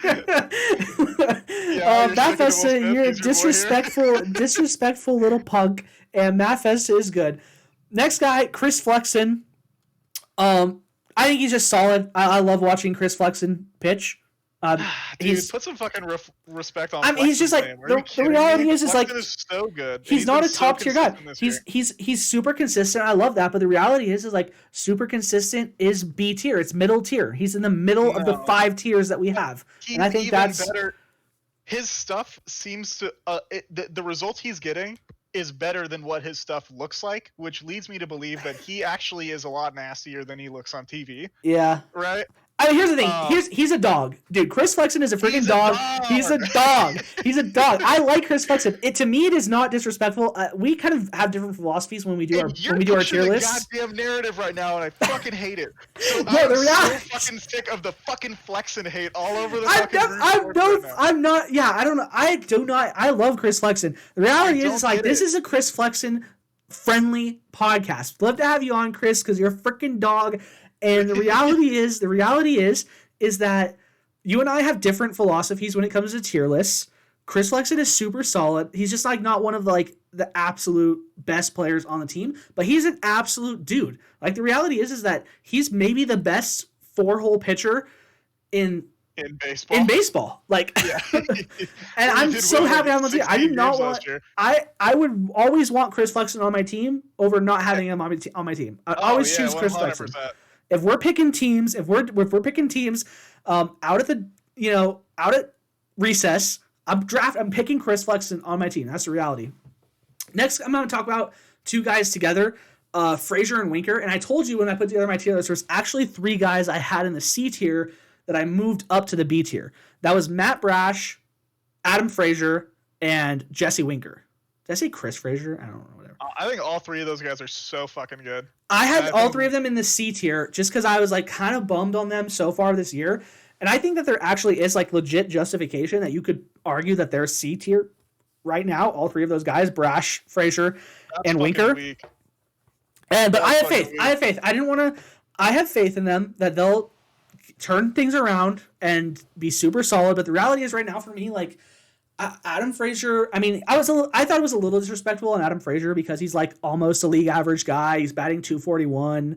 Almost a league average guy, dude. Frazier is like a fucking tinderbox, and he is one of the guys who like lights the fucking. Here's the thing: the reality is that and gets them going. The reality is that his OPS plus is at 93 right now. It's technically below league average, so he's right. He's around league average. It's not the worst on the team, not the best on the team, and I mean. Okay, I like him. So about Frazier, and this is going to be different than you. And I'm sorry I'm interrupting you, but Adam Frazier is one of the guys that the Mariners need to play very consistent, very good baseball to be a good 90-win ball club. Right? I agree with that 100%. I agree with that. And I think he's going to be a key piece. He's going to be a key piece. If he puts together a little bit better defense and bats around about what he's doing right now, the Mariners will be competitive. Yeah, but he needs to have better defense, and he needs to hit a little bit more consistently. Yeah, Jesse Winker. I actually felt really strong about him in the C tier. I moved him up because part of it is that I didn't want to be disrespectful. Here's the thing: he's a bum right now. That's the reality. The reality is no. It's my turn to talk. Reality is he's a bum right now. He's hitting hitter in baseball. He's hitting 150. He's hitting 150, and he's maybe the best 150 hitter in baseball. That's true. And the reason I moved him up for 2 reasons. The first reason, he has 17 walks this year. Yep, sure does. 17 walks this year, leading the team in walks by a lot. Leading teams in walks by a lot. Second, he's just been super unlucky. His expected batting walks this year than he has hits. Yes, his expected batting average. His expecting batting average is a lot higher than it should have been. He's been really unlucky. He's not a 150 hitter, but the reality is that is not getting it done right now. So that's why I originally had him in the C tier, and then out of respect and those two things, I moved him up into the B tier. Your take on Jesse Winker is the reason I hate ESPN. And it's the reason I hate Root Sports at times too. It's results oriented. I'm not saying he's a bum right now. I'm saying that his results are bum like. That's literally, yes, it's result oriented because I'm talking specifically about his results. His results are bum like. I think he would tell you that right now. But the reality is that the reason I moved him out of it, like, if his results right now, he is the second worst offensive player on our team behind Cal Raleigh, and Cal Raleigh's not on the team anymore. The reality is right now is that Jesse Winker is the worst player on the Mariners right now. Right now, on the roster right now, he's the worst player based on results. The reality is that's not who he is, right? His process is obviously better. He's getting walks. His expected batting average is a lot higher than, there's a huge gap, right, between his real batting average and his expected batting average. That's why I moved him up at, he's an A tier level player. His production is C tier, so I have him in the B tier right now. I don't think that's even disrespectful at all. I think that's just reality. Yeah, again, I think it's results oriented, and that's fine. Yeah, you have to take results into it to some extent. That's just what you do, and that's what people do in baseball. But I just think, like I said with Adam, he's one of the guys that the Mariners need to produce. I'm talking about Jesse Winker. To win 90 games. Yeah. I'm talking about Winker too. He's just another one of those guys that the Mariners need to produce. You said Adam, that's why. Yeah, I said just like Adam. Oh, just like Adam. Sorry, I thought you said. No. We're good. I do think. And I love watching him bat. I agree, dude. I 100% agree. Swing. I love his follow through. I love what he's trying to do at the plate. He has one of the best eyes for a bit to track a baseball I've ever seen. Yeah, I think Jesse Winker is really good, and 100% his stuff is going to average out to have him at an all-star level by the end of the year. He's going to be hitting 275 minimum by the All-Star break, and I think. I don't know if he'll get there that early. I think by the end of the year, yes. I don't know if he'll get there by the All-Star break just because he's dug himself such a hole so far. No, okay, but he's not dug himself a hole based off not knowing what he's doing. He doesn't look like Kalanick. He knows exactly what he needs to be doing, and he's already doing it, and the results just aren't there. So he could turn around any day. He got 2 hits today. Maybe that's all he needs to get fully back on track and start torching the cover. Taking the cover off the ball every single day like he did last year. That's very possible. That's very possible. All right, literally any day now for him. I hope so. I'll talk about Anthony Misowitz. The way you feel about Misowitz we talked about is the way I feel kind of about Johan when he comes in. I'm just kind of bummed and just disappointed. But the reality is that I think he's just right where I think he is what he is. He's just a solid average bullpen guy, a guy that we need. We really need a lefty, so he's even more important to us than everything else, right? Because he's literally the only, aside from him and Justice are the only lefties, right? Is Romo a lefty? Is that why we're so short on lefties right now? No, Romo's a righty. We just don't have lefties. We just don't have lefties in our system that are major league ready. And why so don't they go out and get a lefty? How do you have a competitive major league bullpen with only 2 lefties? It's not like the injured guys are lefties. The thing is matching up is less important than ever, right? So, whatever. I like Misowitz though. I think he gets the job done. The reality is that he's had a super solid start. He's actually had an above average. His ERA plus is 189, so he's way above league average so far at the beginning of the season. And I like him. Next we'll talk about Andres Munoz. I think I called him Anthony Munoz earlier too. I hope no one watches this because we're a mess. Okay, anyways, Andres Munoz. Yeah, next talk about Andres Munoz. I won't say a lot about him because you're gonna have him higher. I like him. He's a fire breather. I think he's just he's raw too, not super great control.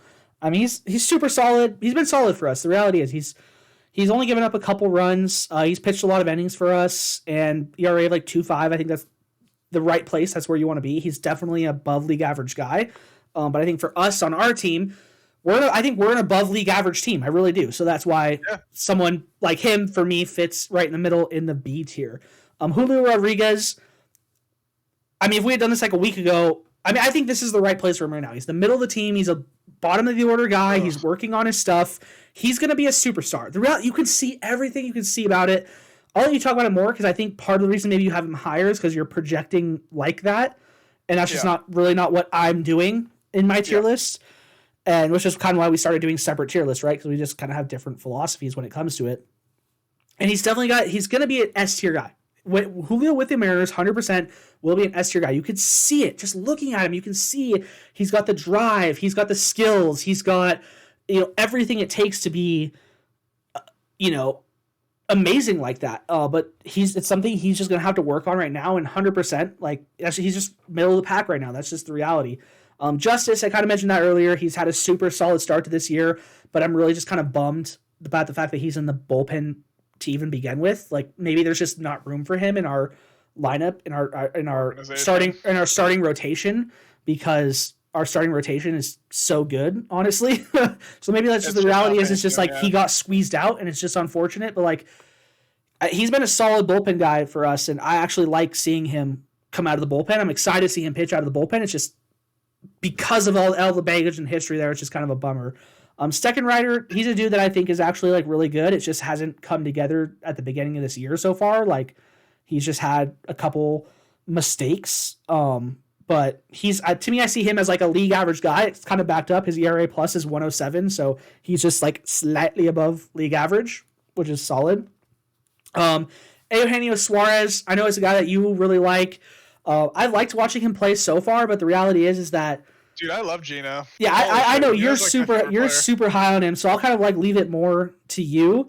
But I like watching him bat. He can freaking hit the ball, like he can freaking play. He just doesn't have the batting average, right? I mean, he is basically, we've talked about it, he's basically a Kyle Seager clone, where he's super clutch, gets the hits when you need them, but if his at bat is not important to like getting a run, an RBI or whatever, like he's just kind of just throws it away, right? He's just kind of swinging for the fences. And I mean, we talked about it with Abraham Toro. It's good to have a guy like that. There are places in today's baseball for you to have guys like that on the roster.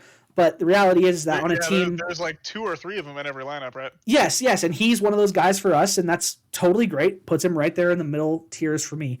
Luis Torrens, we're both totally out on him as a catcher, but I'm a little higher, I think, on his bat than you are. At least I value that enough to put him one tier higher up into the B tier. And then that we talked about Jesse Winker, so that's pretty much it for the rest of my B tier. Any comments, or do you just want to talk about your B tier? Well, I mean, obviously some of these guys you have higher. Like obviously you're gonna have Munoz higher, Murph, and yours doesn't. So I'll talk about Murph. Okay. I'll say what I have to say about Murph, I guess, right? It's just that like he's just the best catcher on the team, and it's not even close. He's also hitting the cover off the ball this year. Yeah. And it doesn't look out of the ordinary. Like he looks really comfortable hitting the ball at the rate that he's doing, or he looks really consistent hitting the ball at the rate that he's doing. And although it isn't sustainable, the dude's not going to hit 400 all year. Probably not. He looks like he could do it at this point. Maybe.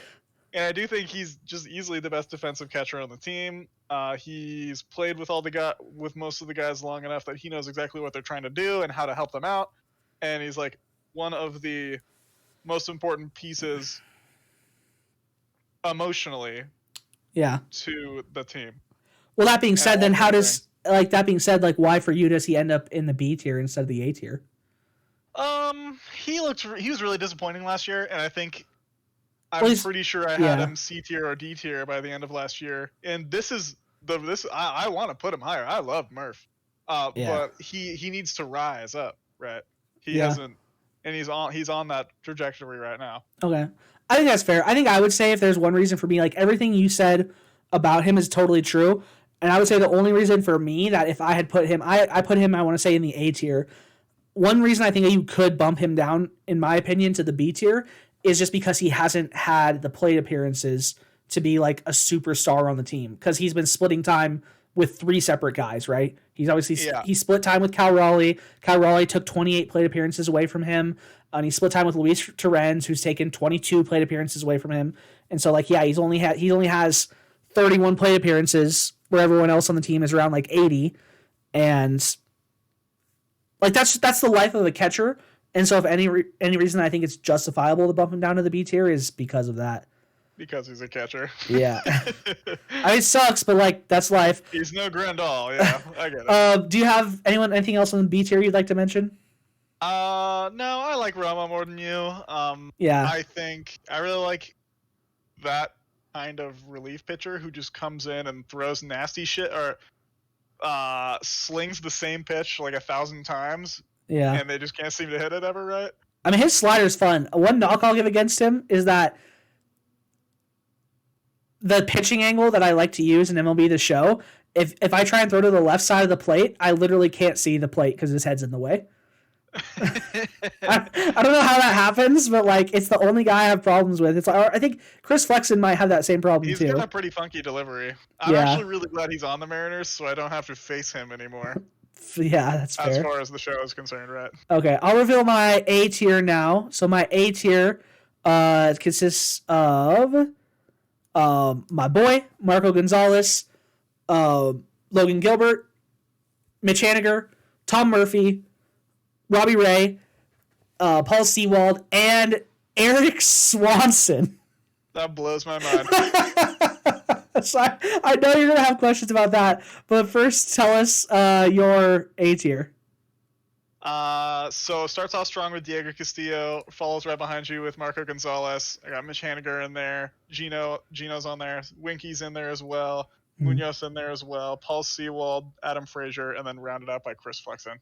Got it. Okay, so tell me, you have a lot of guys that I had in the B tier in your A tier. So tell me about like some of those guys. Like what was the difference?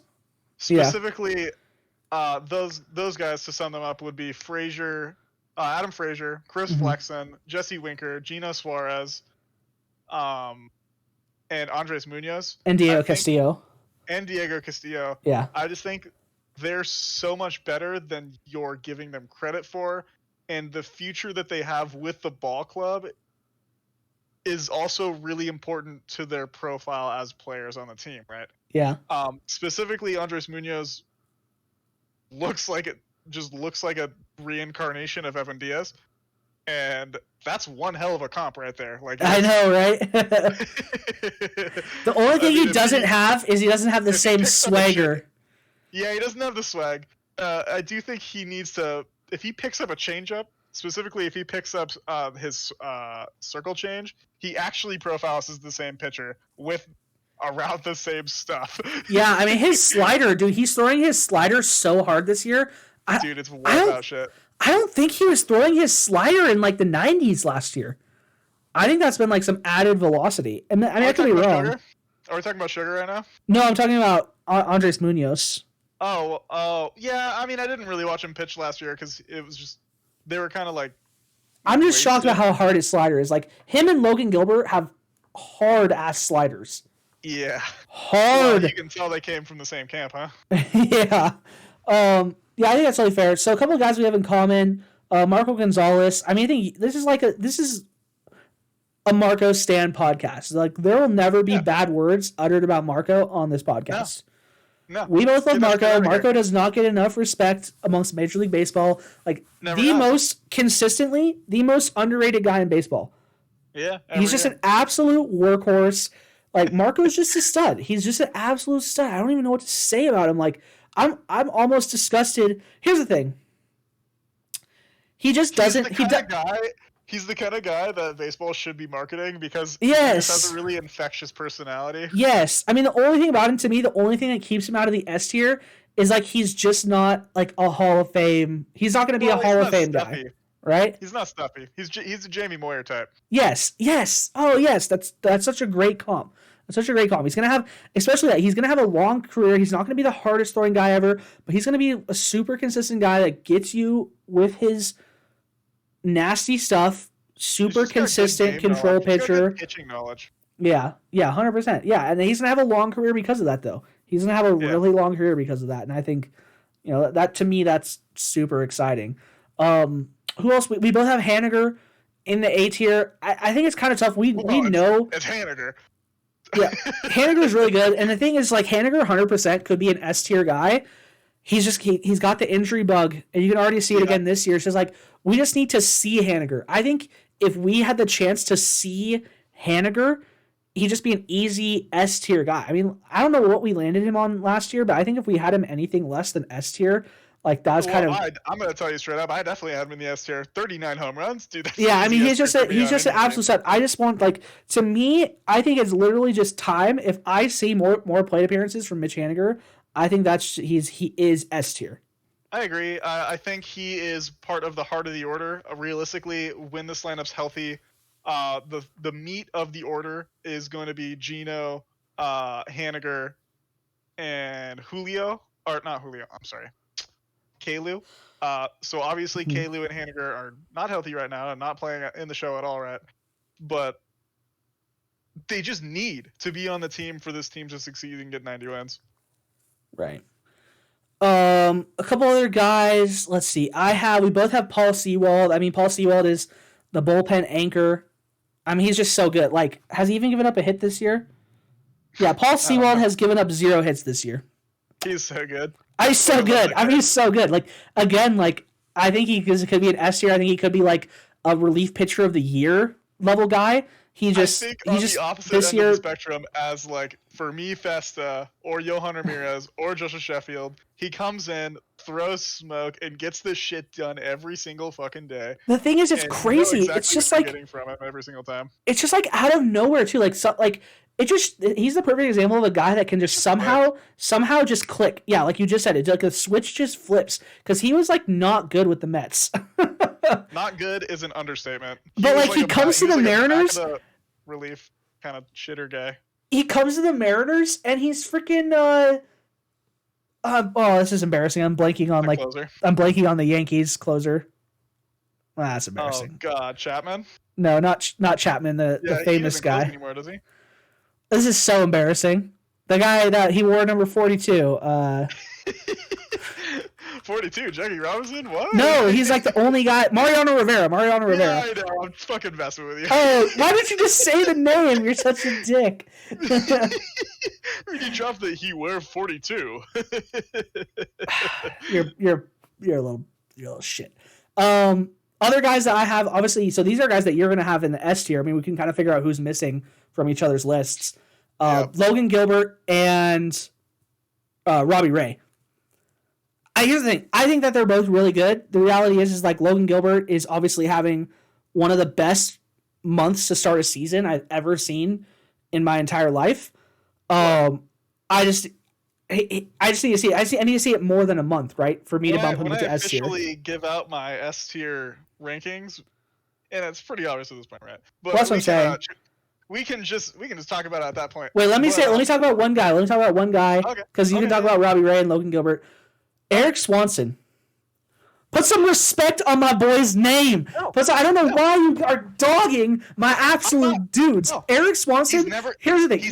No. Eric Swanson is a rocket ship. Eric Swanson, every single year he's been here, has been nothing but pointing up. This dude's trajectory is literally like, if you saw his trajectory on a graph, it's just a straight line up, like a freaking rocket ship.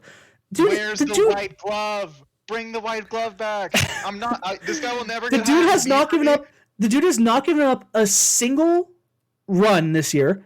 He's struck out 12 guys. He has a strikeout per 9. He's a strikeout per 9 of 12.5. Like, he's a freaking stud. He's oh my God. In 8 innings, hasn't given up a single run. Like, I freaking love watching Eric Swanson pitch this year. He's just gotten better every single year. And I know that we've totally dogged on him the first couple years he was with us. Yeah. The first couple years he was with us, we totally dogged on him. But, like, if there's ever been a guy that's just, like we've watched bloom in front of our eyes, like, to me, that is Eric Swanson. I freaking love watching Eric Swanson pitch. Yeah, I get that. I feel like I'm really biased because, one, I love the white glove shit. Holy shit, that's so funny to me. And also, two, I fucking hate his arm slot. I really hate the, like, 180-degree, like, top straight down arm angle that he throws the ball from. I think it looks so fucking funky. And it's probably one of the reasons why he has such good results right now, because it is just a funky look compared to, like, the 45-degree angle that people pitch from at this point, right? Mm-hmm. I just think it looks so weird, and I don't like it. Here's the thing. It just looks weird out of his head. Here's the thing. Who, if you had to guess, who's the pitcher that has the lowest whip on our team? It's Eric Swanson. It's Eric Swanson. Fuck you. I already knew that because you're, like, building this shit up. It's Eric Swanson. The dude's just a stud. He doesn't qualify. He qualifies. He qualifies in my book. Yeah, he qualifies. Oh, yeah, 4 innings in 20 games. Yeah, he qualifies. He has 8 innings. He has 8 innings in 7 games played in. He has 8 innings in 7 games played in. He's only given up 5 hits, not a single walk. He's the only guy on the team aside from, like, Paul Sewald, who only pitched 3 innings, to not give up a single walk. He has a whip of 0.5. He's a whip of 0.5, dude. He's a whip machine. That means that every other inning he goes out there to pitch, no one gets on base. Every other inning, dude. Like, he's a stud muffin. There's only 2 guys on the team that, like, there's 3 guys on the team that have a whip under 1. Justice Sheffield, Eric Swanson, and Logan Gilbert. I gotta tell you, whip doesn't mean anything. What are you talking about? If guys don't get on base, they can't score runs. What do you mean it doesn't mean anything? You're an insane person. Whip doesn't mean anything. God, So these are the makings of the next group. I freaking love so Eric Swanson. I love Eric Swanson. And you know what? He's probably going to go into the game tomorrow and give up 5 runs because I've just done nothing on here but dap him up. But I love Eric Swanson. I'm so excited for Eric Swanson this year. All right, let's reveal the S tier. So I have 2 guys in my S tier. Super obvious, I think, with who's left over. J.P. Crawford. That's your American League MVP right there, right now. And Ty France. Raining. I mean, just 2 guys that are absolute studs. Like, to me, I like to keep my S tier tight. I like to keep my S tier tight. I only like to have 1, 2, maybe 3 guys up in the S tier. And these are the 2 guys that are, like, to me, like, all Major League Baseball level. Like, these are guys that would go on any single team right now and steal the number 1 spot from whoever is it. Like, you know, to me, Ty France is my number 1 pick. If I'm drafting right now, Ty France is my number 1 first baseman. If I'm drafting right now, J.P. Crawford is my number 1 shortstop. I'm taking them number 1 at those positions in all of Major League Baseball. And so, like, for me, S tier. Those are my S tier boys. Give us your S tier, Nick. So I expanded mine. I definitely chose J.P. Crawford. Definitely chose Ty France. I also snuck in Logan Gilbert, Robbie Ray, and Julio Rodriguez. And obviously we're gonna have to agree to disagree on Julio. As we've both talked about, he's the complete package. And I think I didn't want to say this until I revealed it, but I do think he's pretty much shown me everything he needs to show me. To show that he's gonna win the American League Rookie of the Year, and I think he's already doing it. And baseball, as a whole, as I complain about all the time, is super results oriented. Yeah. And because he is striking out a lot on some really close pitches, close and non-close pitches, he doesn't have the on base percentage or he doesn't have the results average yet. numbers and everything, right? Yeah. But he has a good eye for the ball. He's got good bat speed.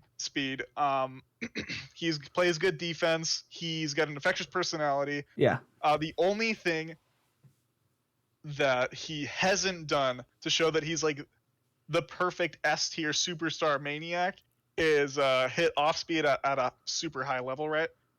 Okay. But he will. I just think he will. I just think he'll get over that curve, right? Yeah. One thing I agree with you. He'll probably do it faster than Kelenic because Kelenic just doesn't look like he has that game plan right. Yeah, the 2 things I agree with you is that I've seen everything I need to see from Julio to know that he's going to be an absolute superstar. Yeah. And he's the kind of guy that you just like want on your ball club. Like you wouldn't trade him. You wouldn't trade him for the world. He's untouchable. He's untouchable. Yeah, if Julio's not in the top 4 of the lineup by the end of the year, I will be shooketh. It'll be a bummer. It'll be a bummer for sure because that means that things went like really wrong. Yeah. Yeah, I agree. So tell me about. I mean, obviously we've talked about him. Like I gave Logan Gilbert my Player of the Week. Like Ray and Gilbert. Like what pushed them over the edge and put them in the S tier for you? They just are incredibly good. Logan Gilbert is so much better than he was last year. All of his stuff looks way better. His confidence looks fucking off the fucking charts. Yeah, that's one thing for sure. So he looks out there. He's a man on a mission for sure. And this is the most important thing. Robbie Ray is the reigning Cy Young Award winner. Yeah, and maybe a little Gilbert, disrespectful for me to not have him in the S tier based on that. Yeah. Logan Gilbert looks better. Yeah, no, that's true. 100% true. Is just straight up. I mean, the reality is like Robbie Ray's got like Cy Young Award winner. Robbie Ray's got like a 4 ERA, and how did he do today? I can't remember. He gave up 2. Yeah, he gave up 1. He gave up 1. Was it just 1? Okay. So he had a good outing. I couldn't remember he had a good outing. if he gave up the other runs or not. 6 or 7, gave up 1. But he is the workhorse that the team needs. The bullpen is really strong, but they do need a day or 2 off, or like a day or 2 to not work that hard. And Robbie Ray is that guy. He's super fucking important. Oh no, Robbie Ray did give up all 3 runs today, so that's gonna hurt his ERA a little bit. 5 innings, all 3 runs today. Yeah, I think that's the thing for me is I know Robbie Ray is so good. He's just been like very back and forth. Like, and when you watch him play, again with you. Okay, but so it's you have to look at the results. You can't completely ignore results, Nick. You cannot completely ignore. So fucking bloated by that fucking White Sox game. Realistically, if that one White Sox inning got delayed, he would be pitching like a 3.25 right now. And the thing is that to me, he's had 2 really good games and 2 not so good games. And like, if I was being purely results oriented, that would be like a B tier, C tier guy. But I know that he's not that. I know he's above that. And watching him play, he 100% passes the eye test. He looks absolutely fantastic. I just like, he's not at his Cy Young level yet with us. And like, he's also the number 1 guy and like everything, you know, he's got some adjusting period. There's an adjusting period of moving to a new team, working with new catchers, all that kind of stuff. And like, he'll be there. I will be shocked if he's not in my S tier at the end of the year. But like, you have to like, to some extent, you can't completely ignore results, right? And that's why for Robbie Ray, A tier is, I think, a really good fit. Like, he is one of the studs, superstars on the team. He's just not, you know, I just want to see more from him, man. I just want to see more. Okay, but also, like, and this is really important to me. If you can, like, I got the pants, man. If you can throw and like pitch that dominantly with your pants thoroughly up your butthole. Do you think if he loosened the pants a little bit, he might drop like a whole run on the ERA? I mean, maybe, but I just think if you can pitch that well with your butthole that fucking clenched, you're the most clutch guy in baseball, dude. That's probably true. There's no way with his booty that tight, so full of poop, that like I would ever be able to like do what he does, even if I was a Major League Baseball player or anything, right? Yeah. Like, and the absolute intimidating fucking gorilla grunt that he does. Oh man, what a guy! What a guy! One of the most unique pitchers you will see in baseball. That's true. That's true for sure. With wipeout electric stuff.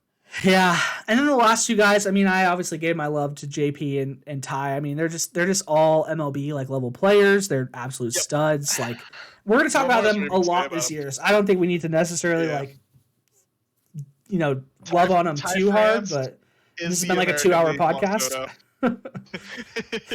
Ty France is. Yeah, I mean, the thing is like, he's so good. He looks so complete as a hitter. He's bringing the hammer this year too. Like 5 home runs already. Like. Yeah, he's bringing the hammer too. So he was already great, and he's stepping his game up to a whole nother level. Him and JP both, they were already great, and they've stepped their game up to a whole nother level. And we're just going to see more and more of that every single year. Yep. Other than that, Nick, do you have any final thoughts on the tier list before we end this thing? No. Yeah. Bro, move Julio up. What are you doing? He's fine where he is. Middle of the pack. Let the kid develop. Let him cook. Just let him cook in the oven a little bit. Just let him cook until he's perfect. You know, there's no need to put S tier expectations on him already. Just let him cook, man. Let him cook. I mean, even if I didn't, he's just already got slow and slow, man. Low and slow. That's how you don't just put the oven up to 700 degrees and throw it in there. You know, low and slow, man. Low and slow. That's how you cook a good steak, and that's how you cook a good Julio. All right. That's going to be it for us, though. Always enjoy these podcasts. Go so long, but we love doing the tier lists. And we'll be back, you know, around mid-year, around the All-Star break to see how things have changed. Other than that, though, we have a big series up against the Astros in Houston next, so we need to get some dubs. Hopefully, to finish off this road trip, we need to at least go 50-50. We need to get 2 more wins. Hopefully, maybe a series win against the Astros. That would be amazing. But other than that, that's all we have today. Appreciate y'all for listening. Check out the YouTube if you want to see the tier list visually.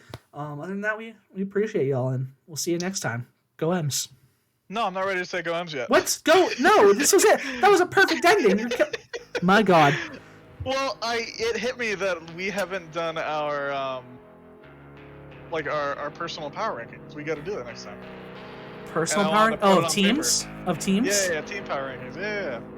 Fine. Okay, next time. That's something to look forward to. Something to look forward to. All right. Man. And after ruining his perfect outro, go M's. There's a drive, deep right field, say goodbye. Hey, Lloyd, do some delivery for the truck.